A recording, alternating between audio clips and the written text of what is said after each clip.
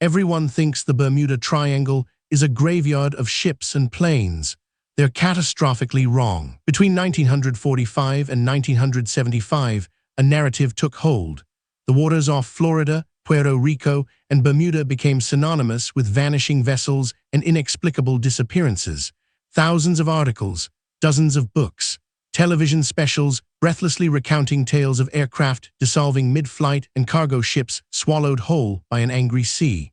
By the 1970s, the Bermuda Triangle had become cultural mythology, a place where the laws of physics allegedly bent, where compasses spun wildly, where entire crews simply ceased to exist. But here's what almost nobody acknowledges. Not a single one of these disappearances was actually unexplained. Not one. The entire mythology rests on a foundation of selective storytelling, misremembered dates, and deliberate omissions. What we're examining today is how a hoax, not an accident, but a deliberate distortion, managed to deceive an entire generation. The story begins with Flight 19. December 5, 1945, 5 U.S. Navy bombers took off from Fort Lauderdale on a routine training mission. They never returned. The narrative that emerged painted a picture of cosmic horror, pilots reporting that their instruments had failed, that the ocean below looked wrong, that they'd somehow slipped into another dimension. It's a gripping tale, utterly compelling, also demonstrably false. The actual evidence tells a far more mundane story. The flight leader, Lieutenant Charles Taylor, was disoriented. His compass malfunctioned, not mysteriously, but mechanically. He'd flown the wrong heading. His radio transmissions, recorded at the time, show mounting confusion, not supernatural terror.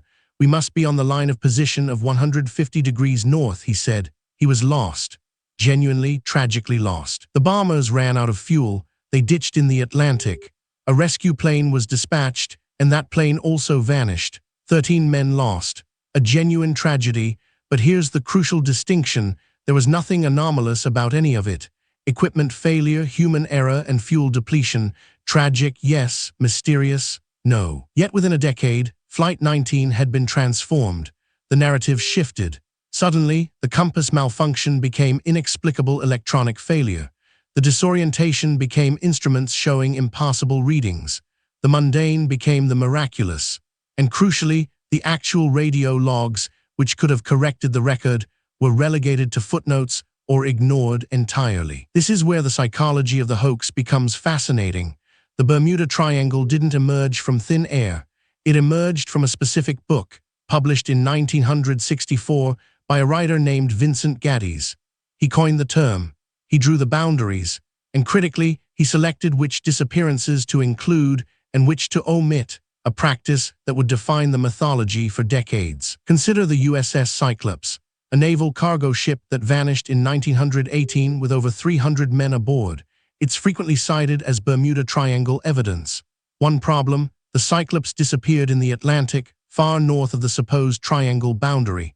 The ship had structural weaknesses. It carried heavy cargo in rough seas. The explanation was prosaic, but Gaddis included it anyway because it fit the narrative. This pattern repeated relentlessly. The Star Tiger, a Tudor-class aircraft, disappeared in 1948, included in the triangle mythology. The reality: it vanished over the Atlantic in winter conditions with known mechanical issues. The Mary Celeste, often cited, actually disappeared in 1872, nowhere near the triangle. The hoax wasn't constructed from nothing. It was constructed from selective memory and geographical dishonesty. What makes this particularly insidious is the mechanism of deception. Gaddis wasn't lying outright. He was employing what we might call contextual erasure. He'd mention a disappearance, describe it in vague terms, omit inconvenient details, then place it geographically within the triangle. The reader's mind filled in the gaps with mystery and anomaly. By 1974, the hoax had metastasized. A book called The Bermuda Triangle by Charles Berlitz became a bestseller, selling millions of copies worldwide. Berlitz took Gaddis's framework and amplified it. He added UFOs, Atlantis, interdimensional portals. He invented quotes. He attributed disappearances to the triangle that had occurred nowhere near it, and the public, hungry for mystery, consumed every word. Here's where we confront the uncomfortable truth.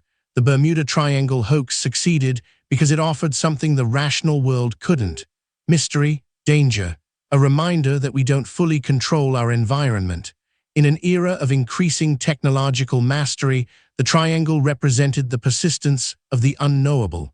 People wanted to believe. The actual data, when examined dispassionately, reveals something entirely different. Insurance companies have no higher loss rates in the triangle than any other ocean region. The U.S. Coast Guard has stated plainly that the area is not particularly hazardous. The number of incidents is statistically unremarkable. The waters are trafficked constantly. Disappearances occur at expected rates. But facts, once displaced by narrative, prove remarkably stubborn to dislodge. The Bermuda Triangle persists in popular culture. Television documentaries still traffic in the mythology. Internet forums buzz with speculation. Each retelling adds layers of distortion. Each new book cites the previous one, building a house of cards where each card references the others. What we're witnessing is a masterclass in how deception propagates through culture. The initial distortion wasn't particularly sophisticated, but its success lay in its emotional resonance. People didn't fact-check because the story was too satisfying to question. Confirmation bias did the rest. Each new evidence was accepted uncritically because it confirmed what people already believed. This is the mechanism that underpins so many of history's great deceptions. Not elaborate schemes requiring thousands of conspirators, but simple narrative distortion amplified by human psychology. The Bermuda Triangle teaches us something crucial. The most effective hoaxes aren't built on lies. They're built on omissions, context shifting, and the selective presentation of incomplete truths. The waters off Florida remain as they always were, occasionally treacherous, sometimes dangerous, but fundamentally governed by physics and meteorology. The mystery was never in the ocean. It was always in what we chose to believe about it, and that, perhaps, is the most unsettling mystery of all. Subscribe. Each week, we dismantle another historical deception that shaped how millions think.